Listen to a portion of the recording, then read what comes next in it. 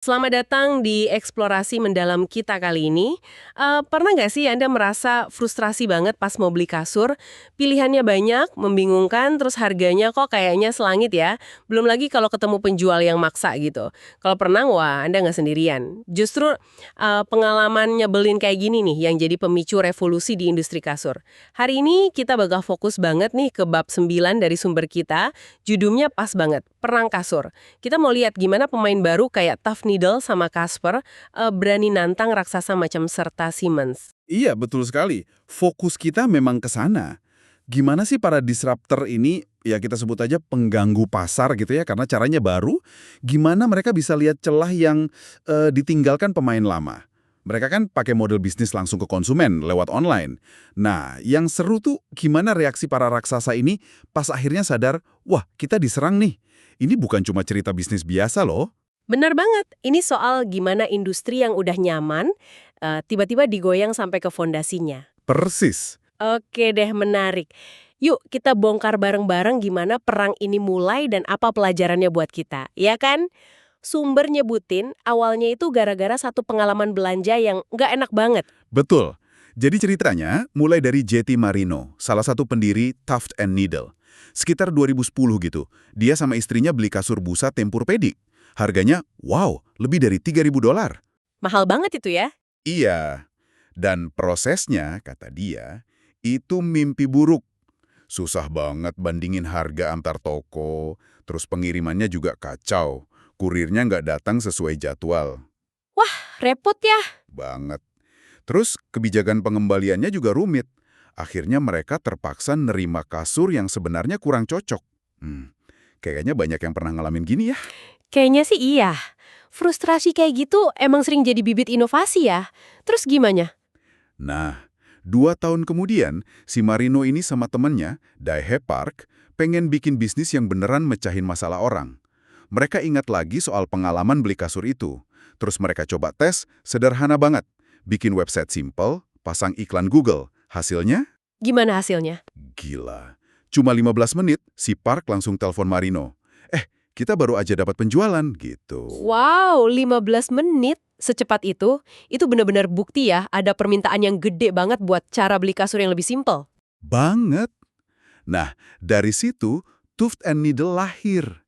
Mereka fokus ke satu model kasur busa aja, tapi kualitasnya bagus. Oh, jadi nggak banyak pilihan model gitu ya? Enggak, satu aja. Terus, karena motong banyak perantara, harganya bisa ditekan jauh lebih murah. Kuncinya lagi, mereka nawarin uji coba 100 malam di rumah. Gratis ongkir, gratis balikin barang kalau nggak cocok. Wah, itu berani banget sih tawarannya. Iya, dan awalnya mereka tumbuhnya organik banget. Banyak ngandelin ulasan positif di Amazon. Jadi nggak langsung bakar duit gede buat iklan. Cerdas sih di awal. Oke, TNT mulai duluan dengan cara itu. Tapi terus muncul Casper kan, tahun 2014. Katanya mereka didukung modal Ventura ya. Apa bedanya? Nah, Casper ini beda cerita. Mereka dapat suntikan dana gede dari investor startup. Strateginya sebenarnya mirip TNI. Satu model kasur busa, harga bersaing, uji coba gratis, kirim balik gampang. Terus bedanya apa dong? Di modal dan pemasaran. Karena duitnya banyak, Casper ini jauh lebih jor-joran promosinya. Terutama di kota gede kayak New York. Mereka cepat banget dapat perhatian media. Nah, disinilah persaingan langsung yang beneran panas dimulai. Si Marino dari TNN bahkan sempat bilang kalau mereka akhirnya jadi musuh. Oke, jadi pertarungan dimulai. Gimana nih reaksi pemain lama kayak Serta Siemens? Kan mereka gabungan dua merek gede tuh. Apa mereka langsung, wah gawat nih gitu? Justru kebalikannya. Awalnya mereka cuek banget, cenderung meremehkan malah. Si Michael Trog, yang jadi presiden Serta tahun 2014 itu, pernah nanya ke timnya soal Casper sama TNN. Terus jawaban timnya gimana? Jawabannya ya gitu deh kurang lebih, santai aja. Mereka cuma bocah-bocah gila kok, produknya juga sampah. Ntar juga konsumen sadar sendiri, terus mereka hilang. Gitu katanya. Wah, klasik banget ya. Meremehkan pendatang baru yang model bisnisnya beda. Padahal mereka punya lab R&D canggih katanya. Iya, ini contoh titik buta perusahaan mapan. Terlalu percaya diri sama apa yang udah mereka punya, nggak ngelihat ancaman dari sudut lain. Tapi kan penjualan startup ini naik terus. Pasti lama-lama mereka mulai ragu juga kan? Nggak mungkin cuek terus. Tentu, tentu. Akhirnya si Traub, yang kemudian mimpin serta Siemens Bedding hasil merger, minta studi internal. Nah, hasilnya ini lumayan bikin kaget para petinggi di sana. Apa hasilnya? Ternyata, konsumen itu suka banget sama kemudahan beli kasur online. Dan sebaliknya, mereka nggak suka tekanan pas belanja di toko fisik. Kesadaran ini akhirnya bikin mereka, ya udah, kita bikin juga deh merek online sendiri. Namanya Tomorrow Sleep, tahun 2017. Tapi kayaknya udah agak telat ya. Sumber Anda bilang pas Tomorrow Sleep muncul, pasarnya udah rame banget sama pemain serupa. Emang sebanyak apa sih? Wah, udah puluhan. Bahkan kata kepala Tomorrow Sleep sendiri, si Brian Morphy itu, bisa jadi lebih dari 100 merek kasur dalam kotak waktu itu. Wow, 100 lebih. Pantesan susah ya mau nonjol. Susah banget. Apalagi perang iklannya jadi brutal. Casper kan modalnya gede tuh dari Ventura.